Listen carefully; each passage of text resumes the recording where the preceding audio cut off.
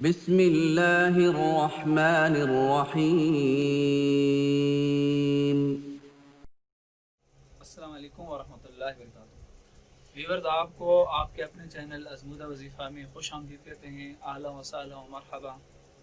اللہ تعالیٰ سے امید کرتے ہیں کہ آپ خیریت سے ہوں گے، اور یہ دعا کرتے ہیں جہاں رہیں خوش رہیں، سلامت رہیں، مسکراہٹیں بکھیرتے رہیں۔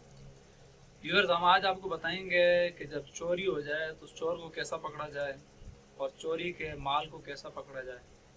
اسی طرح اسلام آباد سے ہمیں عدنان عباسی نے بتایا کہ ہمارے گھر سے چوری ہوئی ہے اور چور کا ابھی تک کوئی پتہ نہیں چلا، تو ہم ایسا کون سا عمل کریں گے جس کی وجہ سے چور بھی پکڑا جائے اور جو ہمارا مال ہے وہ بھی برآمد ہو جائے۔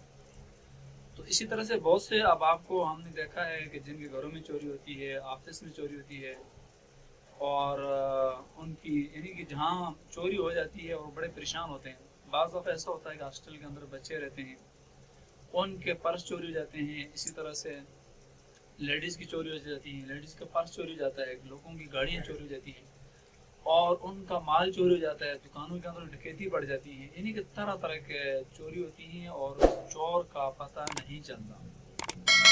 تو بعض دفعہ ایسا ہوتا ہے کہ لوگ جو حساب لگانے والے ان کے پاس چلے جاتے ہیں اور ان کو یہ بتاتے ہیں کہ ہمارے گھر میں چوری ہوئی ہے، تو وہ یہ کہتے ہیں کہ آپ ایسے کسی لڑکے کو لے آئیں تاکہ لڑکا نابالغ ہو اور ہم اس کو انگوٹھے کے اوپر دکھائیں گے اور اس چور کو پہچان لے گا۔ کچھ لوگ یہ طریقہ کرتے ہیں، اور کچھ لوگ ایسا کرتے ہیں کہ جو کھوجی کو تو ایک ہوتے ہیں ان کو لے آتے ہیں، تو وہ بھی ایک قسم کا فراڈ ہوتا ہے۔ بہت سے خاندان اس میں اجڑ کے ہم نے دیکھا ہے، بہت سی دشمنی جو ہے پیدا ہو گئی ہیں اور بہت سے ایسے معاملات ہو گئے ہیں جو پہلے کبھی نہیں ہوئے تھے۔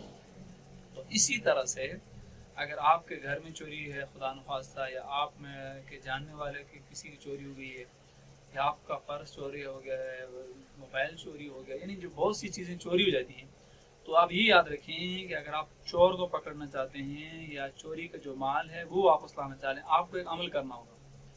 اس عمل بتانے سے پہلے میں آپ سے ریکویسٹ کرتا ہوں کہ آپ اس چینل کے اوپر نئے ہیں، یعنی پہلی دفعہ آپ یہ ہماری ویڈیو دیکھ رہے ہیں، تو آپ اس چینل کو سبسکرائب کر دیں، ساتھ ہی پہلے وہ کا بٹن اس کو بھی پریس کر دیں تاکہ فیوچر میں آپ ہمارے ساتھ منسلک رہ سکیں، اور ویڈیو کو صدقہ جاریہ سمجھ کر آپ اس کو شیئر کر سکتے ہیں۔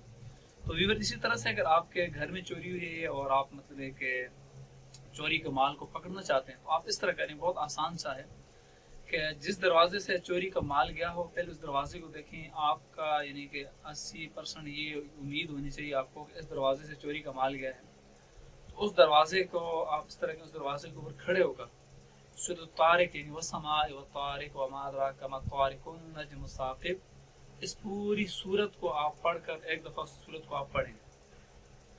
تو آپ اس طرح کریں گے روزانہ، یعنی کہ ایک دفعہ اس سورت کو پڑھیں اور انشاءاللہ تعالی وہ مال آپ کو واپس مل جائے گا۔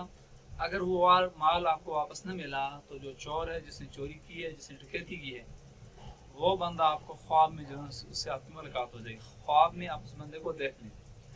تو جو سورۃ طارق ہے یہ آخری پارے میں ہے، 30 پارے میں ہے۔ اگر میں ایک دفعہ آپ کو پڑھ کے بھی سنا دیتا ہوں تاکہ آپ کے لیے آسانی ہو۔